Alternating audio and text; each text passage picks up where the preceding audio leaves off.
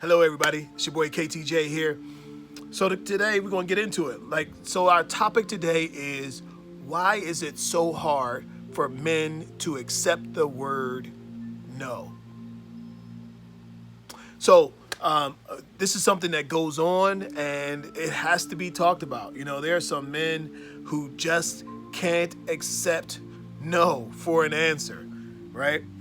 And many of these men, I see them, you guys know I've coached men for many, many years, 15, 17 years working with males, boys, grown men, coming from the social work background. I'm not like some of these other people on these YouTube channels. I actually have a background in coaching and counseling and working with individuals on a one-on-one basis, you guys. And one of the things that men struggle with is this thing called pride, right? Now, pride is wrapped up in how you are perceived from the outside in. It's not intrinsic and from the inside out to extrinsic. It is extrinsic. It's how somebody is going to view you. You know, look, I've been there. I've been in this. I can tell you when I was a young man, I came up in the 80s and the 90s, and I want to tell you, like, I spent a lot of time trying to prove my masculinity, trying to be enough so that I felt like enough, right? Everything from how we walked. Me and my friends designed our walk. Now, we came up in one of those neighborhoods. I'm from Jersey. Came up in one of those neighborhoods that was a good middle-class neighborhood, African-American neighborhood, right? But it was sandwiched between the projects and the low-income housing on the other side, right? And for us to get to school, we had to walk through certain sections. And we ended up going to school with all of those kids. We went to public school. And I can remember my friends and I designing our walk. One guy was like, I'm going to walk like this. Tough man walk. My walk was like, I think I liked JJ from Good Times, right? So my walk was like it was a bob. It was a, right? And was, the funniest thing, I still actually have a segment, an element of that walk today. It's still in there. Like I practiced it so much that it became my walk, right? Now, for some people who never grew up in these kind of neighborhoods, they'd be like, well, what do you have to practice a walk for? What's that all about? Well, guess what? We practiced the walk because in our neighborhoods, how you walked, either invited trouble or it caused trouble to go the other way. It either invited trouble or repelled trouble. Okay? If you walked like nerdy Bobby and there was no kind of aggressiveness in your walk, people would zero in on you to pick on you. You could become a walking victim just by the way you walked.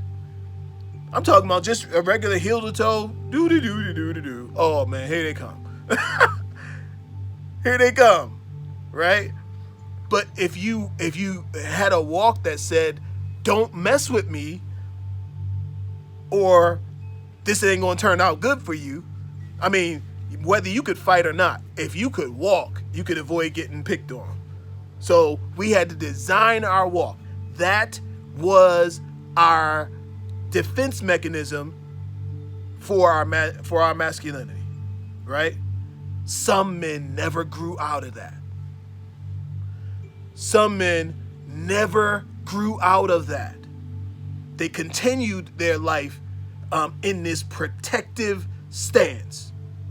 Where I grew up, you had to know how to hold your hands because you were going to get in a fight. It's just a matter of time. Now, my kids have never been in a fight. My son, he's almost 17. He's 17 now, almost 18. Never been in a fight. Never been in a real fist fight, man against man. But thank God I was able to grow him up in a decent neighborhood, and fighting and all that in the streets is not generally what people do. A lot of these kids shooting each other now, but it's not what it was. And so, but I find a lot of men are still holding on to that masculinity. So when a woman tells them, "No, I'm sorry, I'm not bothered. I don't care. I'm not interested in you, in a relationship with you." He sees her across the room, go over there and holler at her, and she turns him down. Now he got to call her a B and a hoe, and all these things. He got to call her a name. Oh, you stuck up B. Well, why you got to call her that? Why do you have to say that?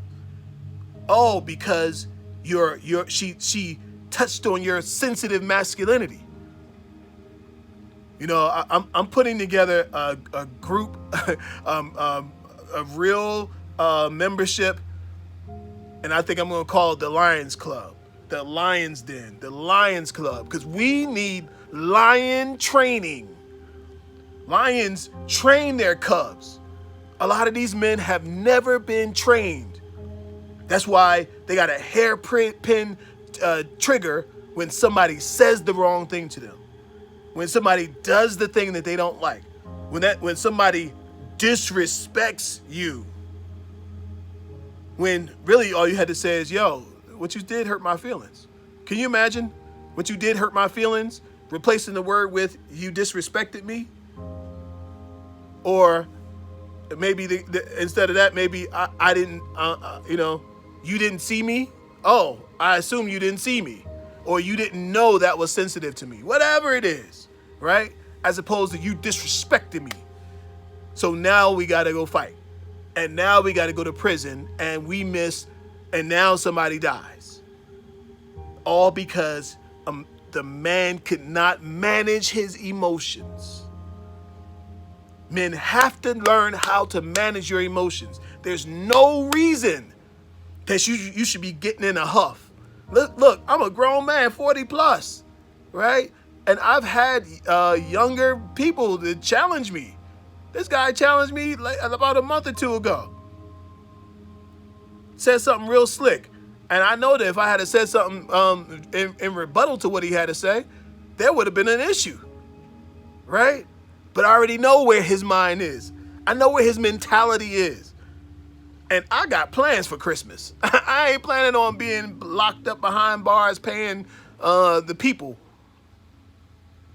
Now I got to pay. I got to be locked up. I got to lose my operation, lose my livelihood behind somebody I don't even know.